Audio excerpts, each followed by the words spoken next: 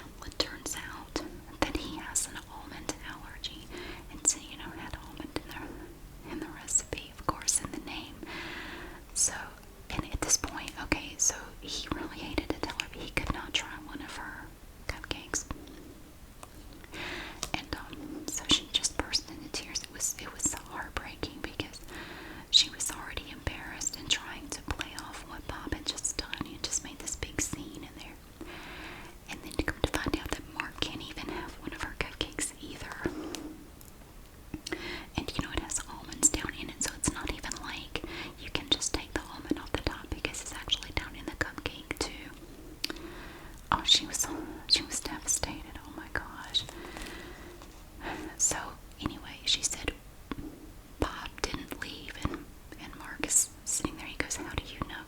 She said, "Because I drove here and I have the keys. So unless he took an Uber, he didn't go home, and you know he's too cheap to get an Uber." I have to admit that was kind of funny.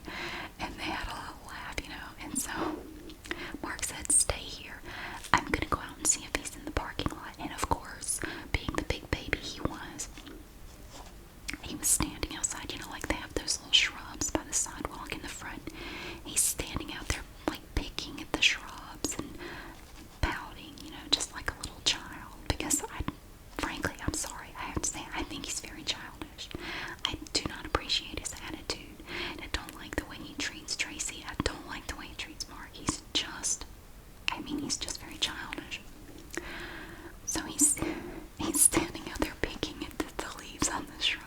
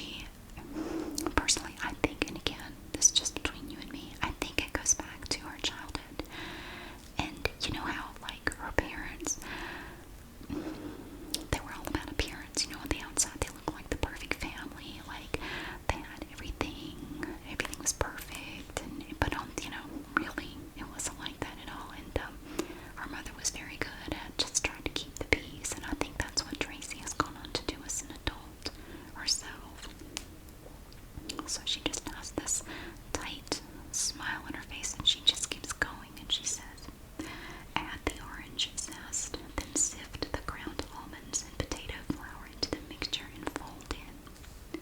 Spoon the mixture into the muffin cups and sprinkle the slivered almonds over the top. Bake for about 22 minutes until risen and golden, and a skewer inserted in the center comes out clean. And again, he bangs his fist on the table, and he said, basically, like, you skewered my heart. And at this point, it was like this spontaneous decision out of nowhere. Tracy and Mark both stood up at the same time and just walked out. They did not say a word. They left Bob just sitting there, and they just walked out, and they went out and got in the car. Mark followed Tracy out because Mark had driven there separately, but he walked out with her because he was concerned about, he didn't want her to be alone because he knew she was upset. Bob did not come straight out. And so they sat in the car and talked for a minute, and Tracy started crying. She was so upset. She said, I didn't mean to upset him. It seems like no matter what I do, it's not, everything I do upsets him. Everything I say makes him mad. And he said, look, it's not you, it's him. And it's like she just can't see that. And all he did was talk crap about her homemade orange and almond cupcakes. But then Bob came stomping out later, and he banged on the window, you can't leave me here. I'm not going to take an Uber home. It would cost a fortune, blah, blah, blah. Personally, I think she should have left him there and let him walk home if an Uber is too expensive. That's what I would have done. But she let him in, and he said, so is that it? You skewer them just like you did my heart, like you just will not let it go. And he keeps talking about her garbage cupcakes and how nobody would eat them and no one would even like them. And if they said they did like them, then they were just lying to protect their feelings. And Mark at this point had just had it. He said, just a minute, I'm going to go in and I'm going to get the cupcakes because she brought in, several. She brought in quite a few. He said, I'm going to go back and get them. And Bob goes, no, just leave them there. Nobody wants them. You can just leave them on the table to be thrown out with the other stuff. So, but Mark had to go back in anyway because he wanted to pay for what they had gotten, and he got the food to go. I just paid for everything because he's so nice. He's just trying to help out any way he can. And while he was in there, Bob tells her, is that it? Is that all there is to the recipe? And she said, no, there's one more sentence, but I don't even want to tell you. And he said, why are you punishing me again? You know how he loves to play the victim. Like, whenever it suits him, he becomes the victim of the story. And she falls for it every single time. She said, no, not because of that. Let me just tell you, there's this one more thing. Transfer to a wire rack and let cool slightly before dusting with confectioner's sugar and serving. And he said, that's it. She said, that's it. And he said, well, if you were actually a good cook, you could do something more complicated than that. But I guess with it being simple, that's good for you because it's all you can handle. She ended up taking him home.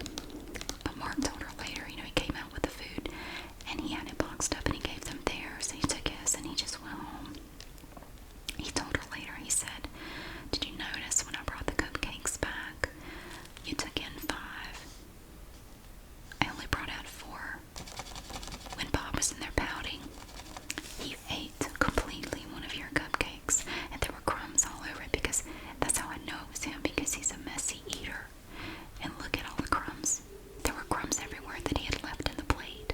So it was totally him. So whatever he said to you about your cooking, clearly, he didn't leave any. There was just nothing. So don't listen to him because even he knows that your food is good because you're an excellent cook. Everything you make is really good. So that really made her day to hear that.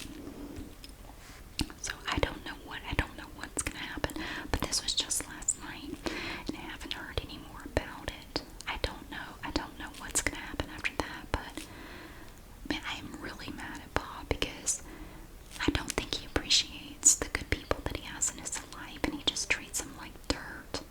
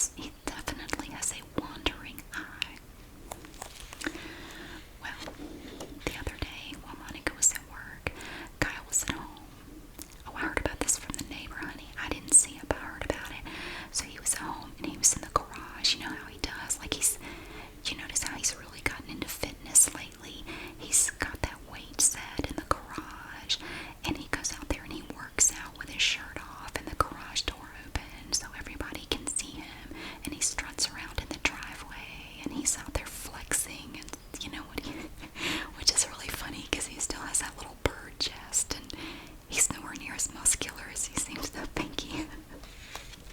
So it's actually kind of sad, but anyway, this is what the neighbor told me, okay? The other day when Monica was going to work, he was in there working out like normal, and this young lady stops by, and she is selling stuff from a nut catalog, which have you heard of that? Like they go around and it's some kind of fundraiser, and she was doing a fundraiser for her sorority. She's a college girl, and she said she would do anything to sell some nuts. And of course, Kyle, this perks him up, right? And he goes, "Oh, would you do anything really to sell some nuts?" This is what I heard because the neighbor was outside pruning her rose bushes, honey, and she heard the whole thing. She said, "Absolutely." And all I know is, okay, don't say anything, but all I know is they went inside the house, and there was some sort of transaction that went on in there. But honey, he was pulling the shades down and drawing the curtains, and the neighbor, of course, is just out there pruning her rose bushes, not looking, but maybe looked and couldn't see what was going on. And they were in there alone in the house for about a half hour. And then she came out later, and her form, she had a little clipboard. She had several entries on that clipboard that she noticed when this lady came over to her house, the neighbor, to try to sell some nuts. She saw Kyle's name, and it was in his handwriting, and he had bought $300 worth of pecans. He bought pecan halves, pecan slices, whole pecans, chocolate-covered pecans, toffee-covered pecans, like all the pecans. Which Monica was really mad about because they're trying to save up because they need to do some repairs on the roof. And so she was mad, like, we do not need $300 worth of pecans. And he tried to play it off like it was a mistake, like he thought it was only $30 of pecans. Like, Kyle, you're a bit of an airhead, but you're not that stupid, we know that. But she was really mad, and so he's having to work extra shifts at the grocery store to cover the $300. So, but he tried to spin it a certain way. He said, "Look, Monica, you don't understand. This is a great thing because I have found this new recipe, and you're gonna love it. I'm gonna make these just for you. I'm gonna serve you breakfast in bed, and it's gonna be so romantic, like he's overdoing it, you know." And she thought it was really sweet because, you know, he's kind of been cold and distant lately. So she was really happy that all of a sudden he was so interested in doing something nice for her. And he said, "Look, let me tell you about this recipe. You're not going to believe how good these are going to be with all the pecans that we have. And we can use the pecan halves on top and maybe put some crushed pecans inside of there. Because we're going to have chopped pecans, so we can have those inside the cupcakes." Well, she said, "Well, tell me about it." And so he said, "Maple syrup and pecans, right? Classic combination. And no better anywhere than in these light, sticky cupcakes topped with creamy, buttery frosting and caramelized pecans." Monica said right when he got to that point, for some reason, he got this far-off look in his eyes, and he started, like, licking his lips, and it's like he was just lost in thought, and she had to literally, like, snap her fingers in his face to get him to come back. It's like he was just gone, and I'm thinking about what the neighbor said. I'm thinking, yeah, I bet he would. And then he goes on, he says, "Look out for the darker amber maple syrup, as it has a more intense flavor that really shines through in the fluffy, buttery cake." And he drew out the word cake, like cake, and it was very provocative. And she said, "I've not ever heard him describe anything like that," and it was just really, really erotic. Like he described it in this erotic way. She said, "What do you need for this recipe?" He said, "You're going to need a stick of butter. It needs to be nice and hot at room temperature. A quarter cup of packed brown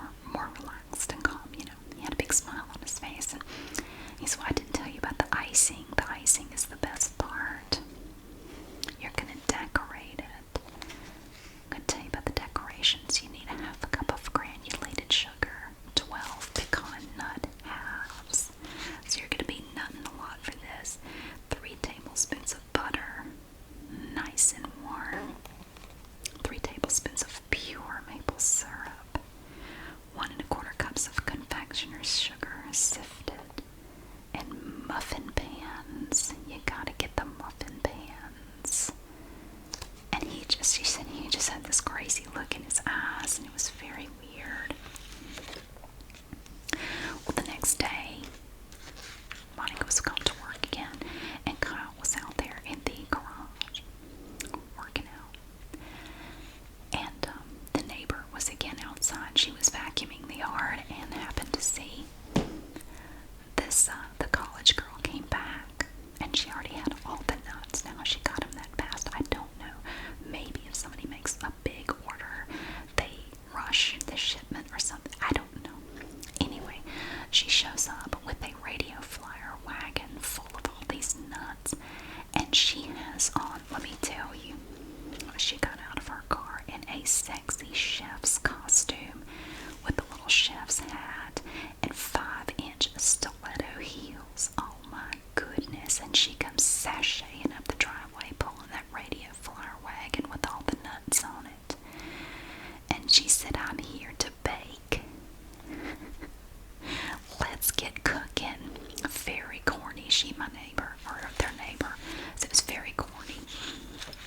She was out there polishing the driveway and heard that, and said that they went inside with all those nuts, and they didn't come back out, but the windows in the kitchen got very, very steamy. Well, they must have done something in there, and yeah, so Monica got her cupcakes, but in my opinion, they are laced and decorated with lies. And honey, I don't know what to do about that situation either. The neighbor said she is staying out of it, but she's gonna stay, she's going to remain observant. You know how she likes to keep tabs on the neighbors, which I think is very important, to be aware of what's going on in your neighborhood.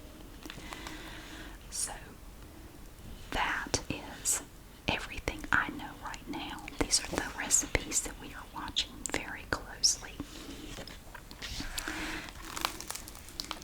And it has definitely been some interesting developments around the cupcake counter. Thank you so much for watching and for listening. Now, you promised that you would not tell anyone, and you have to keep it a secret.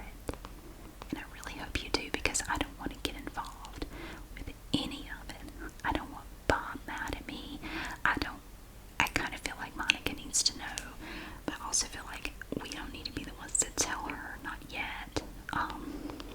Personally, I think she's going to figure it out in time on her own. And I'm just going to hope she doesn't find out that we knew.